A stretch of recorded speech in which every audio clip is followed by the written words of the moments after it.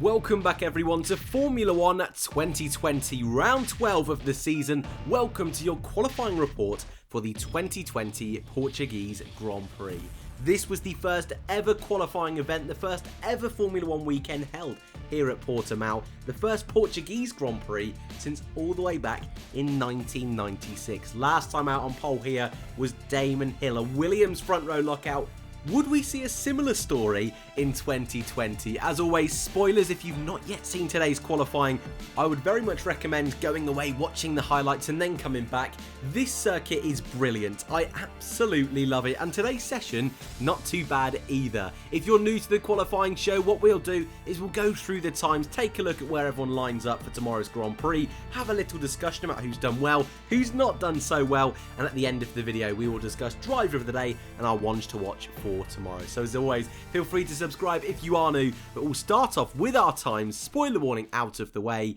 And once again in 2020, it was Lewis Hamilton claiming his 97th career pole position, just 1/10 in front of teammate Valtteri Bottas. Mercedes showing why they're the best team in Formula 1, changing their strategy at the last minute. Every other team deciding to go on the soft tyres. Mercedes taking the seemingly ridiculous gamble to go onto the mediums. However, as we so often see with Mercedes, it was a stroke of genius.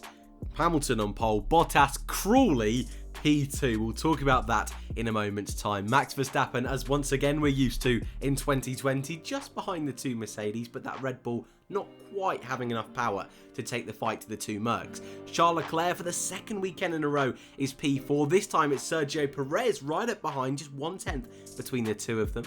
Alex Albon struggling once again to match his teammate, 5/10 of Max Verstappen. He's got a lot of pressure on his shoulders this weekend, a lot to make up in the race tomorrow. It's then the two McLaren, Sainz ahead of Norris this time out, 7th and 8th.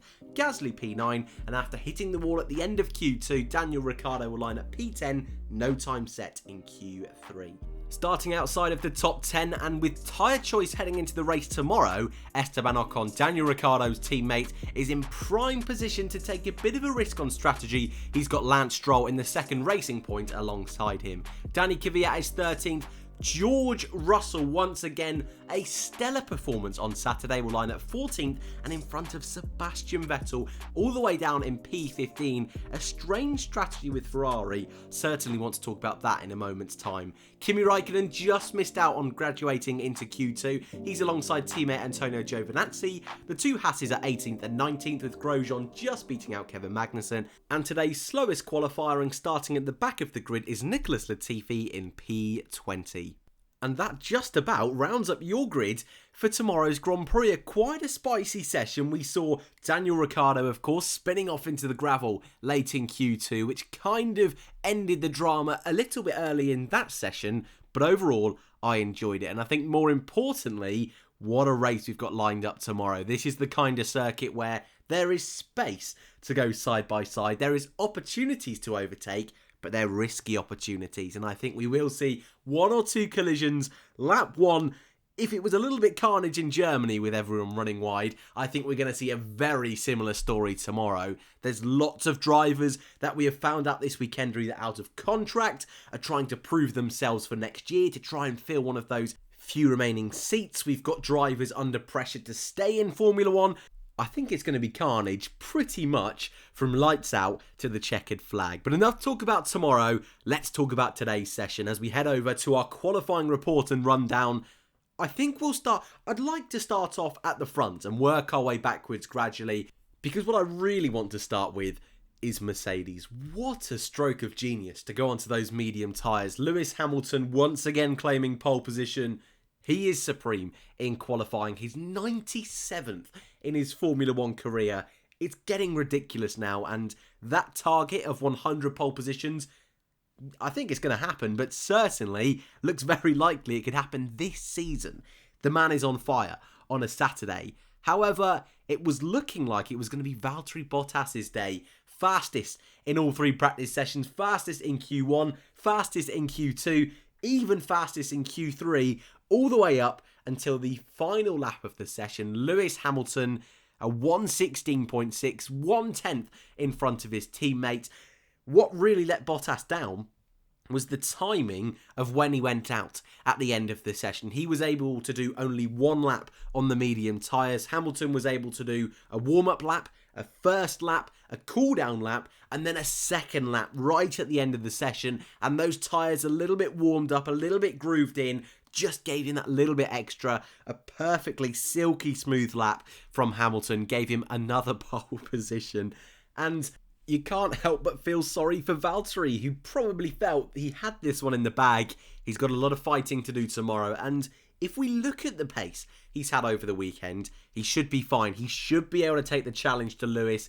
We've not really seen a side-to-side, wheel-to-wheel battle between the pair all season long, I would suggest. So very much looking forward to that if it can come to fruition in the Grand Prix tomorrow. And yes, that decision to go to the mediums, the only team to do so in Q3, except Alex Albon, whose first set went on the mediums, then decided to go softs later on. I think a lot of people thought Mercedes were a little bit crazy with this one, but once again, proving everybody wrong. I'm excited to see the fight at the front tomorrow, but the real question now is, how close will Max Verstappen be? Of course, doing his final run on the soft tyres. P3 for Max.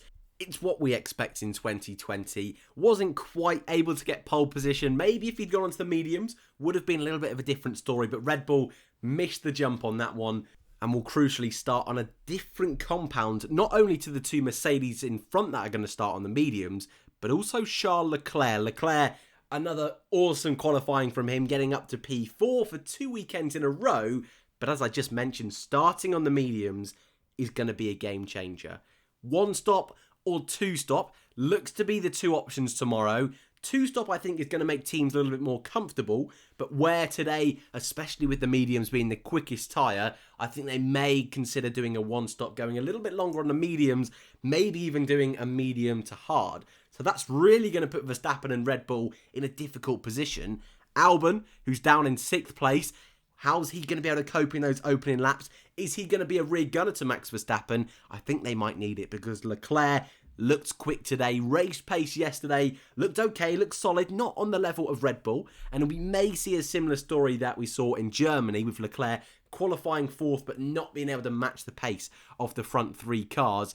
But those Ferrari upgrades seem to be working, at least on one side of the grid. P5 is Sergio Perez, a driver who is always so consistent. Another awesome job today, getting the max out of that Racing Point car.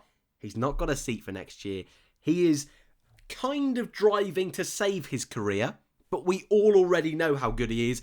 We all are aware he deserves a space on next year's grid, but it's still performances like this which just reassure you Perez is the real deal. And teams like Red Bull, Perez has out-qualified Alex Albon today. That is one of the big stories in the paddock this weekend. Perez is an option for Red Bull next year. Certainly isn't going to help the rumours if you're an Alex Albon. Albon, who qualified 6th, it's okay, but I feel he needs to do more.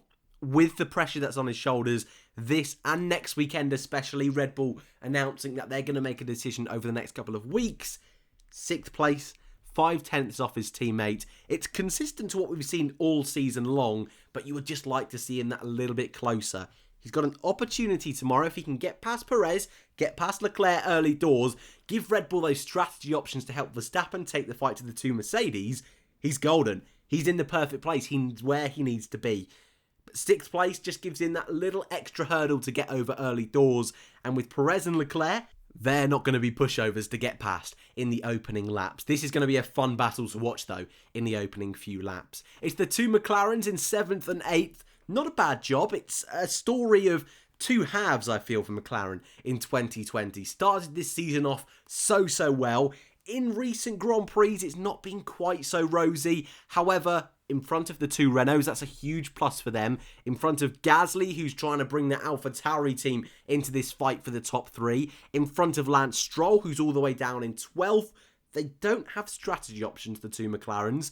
Ocon and Stroll will. And I think that's going to be the threat coming from behind tomorrow. But they've got a good package. Quickest through Sector 1 of anybody. That's where they need to be quick with the DRS zone heading through Turn 1 and Sector 1. So I think Grand Prix-wise, race setup-wise, I think they could be quite good. Their focus, again, is going to be on scoring both points in both cars.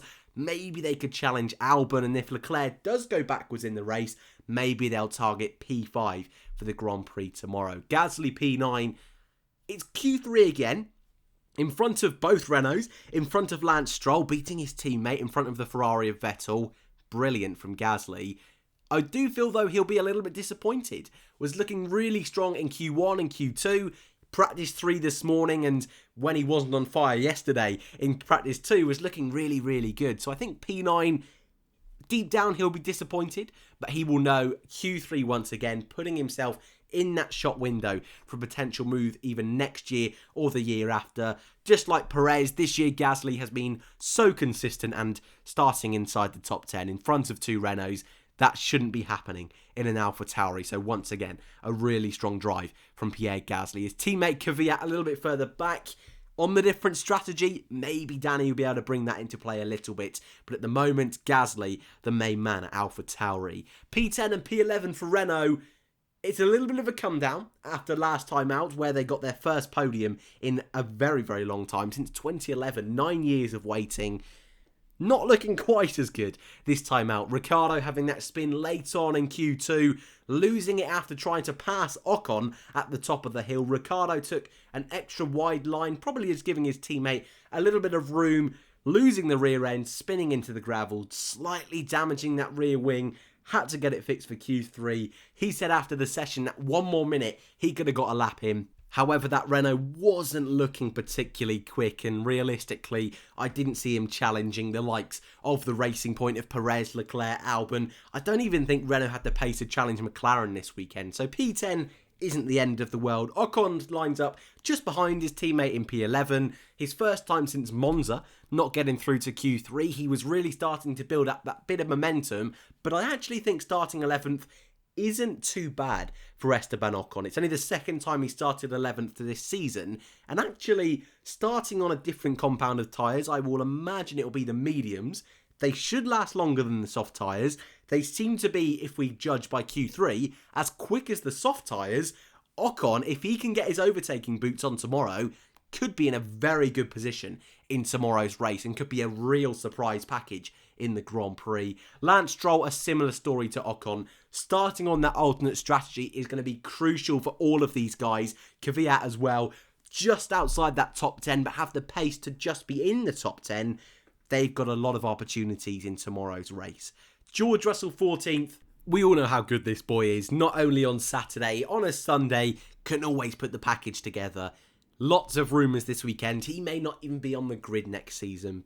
But what an opportunity to prove to everyone he deserves a chance. Not only getting through to Q2 again in 2020, beating Sebastian Vettel.